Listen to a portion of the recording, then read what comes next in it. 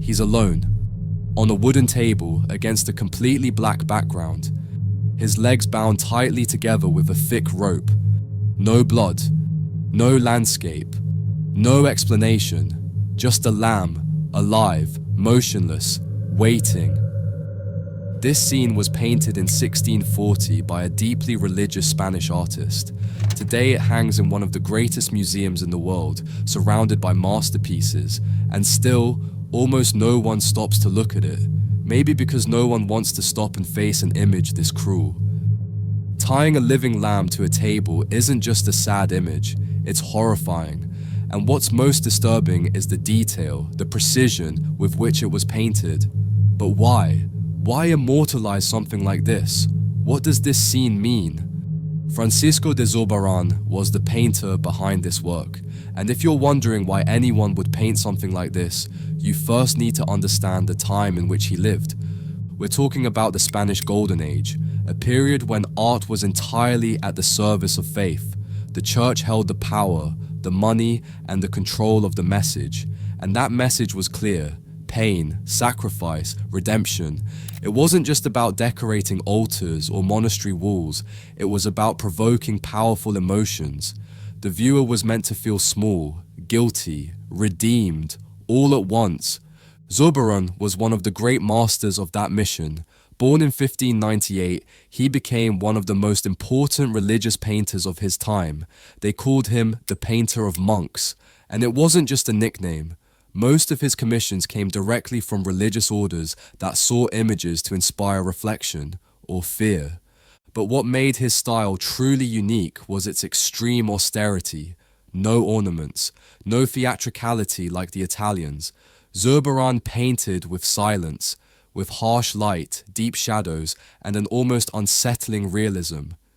The painting measures 38 by 62 centimeters. It's not a grand, monumental scene. In fact, it could easily go unnoticed because of its size, but the moment you stop in front of it, it feels like it fills the entire room.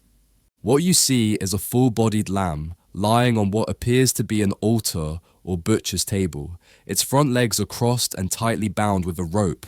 It doesn't move. There's no tension in its body, but there's no rest either. The animal is alive, and it's waiting. The background is completely black. No landscape, no context, no sense of time. Just total darkness. This was no oversight. Zurbarán did it deliberately, leaving you with no visual escape. Everything in the image forces your gaze onto the lamb. The light, as in many of his works, enters from the side, as if from a candle or a small window, illuminating only the animal's body. It feels staged, like the lamb is part of a performance, a sacred or macabre act, and the curtain has just risen. And here lies the most disturbing detail. There's no blood, no wounds, no explicit violence. Zurbarán didn't need any of that. With his almost surgical realism, he made the horror lie quietly in the calm. There's no expression on the lamb's face, but in that lack of expression, we sense something close to resignation. The animal doesn't struggle, it doesn't visibly suffer, it simply waits, and that pause before the sacrifice, is what makes this image far more unsettling than any bloody martyrdom. By now, you're probably wondering why I haven't mentioned the title of the painting, and that's no accident, because the title doesn't just name the artwork, it transforms it completely. The painting is called Agnus Dei, which in Latin means Lamb of God, and this is where everything changes. This is not just an animal, it's not a genre scene or a technical exercise. This lamb represents Jesus Christ, plain and simple. In the Gospel of John, chapter 1, verse 29, John the Baptist sees Jesus approaching and says, "Behold the Lamb of God, who takes away the sin of the world." From that moment on, in Christian tradition, the lamb became the ultimate symbol of redemptive sacrifice, pure, innocent, and condemned to die for others, not for his sins, but for ours. And if you've ever been to Mass, you might remember the phrase, "Lamb of God, who takes away the sin of the world, have mercy on us." It's said right before communion. It's the most intimate and solemn moment, and that is the meaning Zurbarán captured in this image. So yes, that silent bound animal on the table is Christ himself. The most curious thing about all this is that this painting isn't unique. In fact, there are at least 7 different versions of the same subject, all painted by Francisco de Zurbarán. 7 lambs, 7 paintings, and only a few small variations between them. However, there's an ongoing controversy surrounding these works that art historians are still debating today. But before we continue, let me remind you that if you'd like to have this painting in your own collection, now you can by ordering it from our website. There you'll find this piece along with over 600 carefully selected works of art so you can bring a true masterpiece into your home for life. Shipping is free worldwide, and by purchasing from the store, you're helping me continue creating videos like this one. Thank you to everyone who makes this project possible. I'll leave the link in the description so you can place your order. Now, let's continue. Most of these paintings show the same thing: a lamb lying down, legs tied, resting on a neutral surface. In some versions, the posture changes slightly. In others, it's the level of detail or the treatment of light. But the visual impact remains the same: a living body in waiting. And this is where things get interesting. Are all these versions religious? Are they all truly Agnus Dei?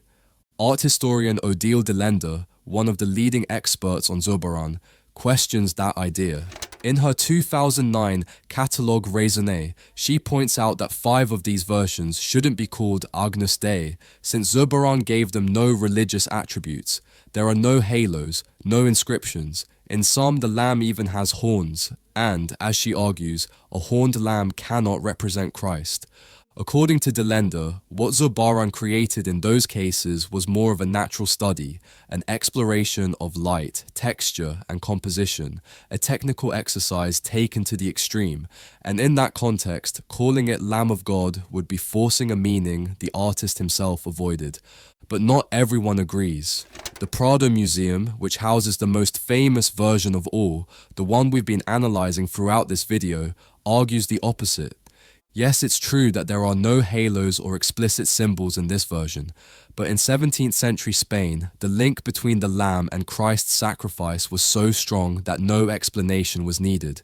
As historian Javier Portus notes, it would have been unthinkable for a viewer of that era to see this image and not interpret it as religious. And that's the dilemma. Did Zurbarán paint a still life, or did he paint the most powerful symbol of Christian faith? A bound animal, or the Son of God in his most vulnerable form? Perhaps, and this is the most fascinating part, he painted both at once, an image that can be interpreted in completely different ways depending on who's looking. To a Protestant viewer, it might be just a tied lamb. To a devout Catholic, it's Christ himself, ready for sacrifice. And that ambiguity, that overlap of meanings, is part of Zurbarán's genius. An artist capable of painting the same subject again and again, and still leaving us with unanswered questions 4 centuries later. I'd love to hear what you think in the comments.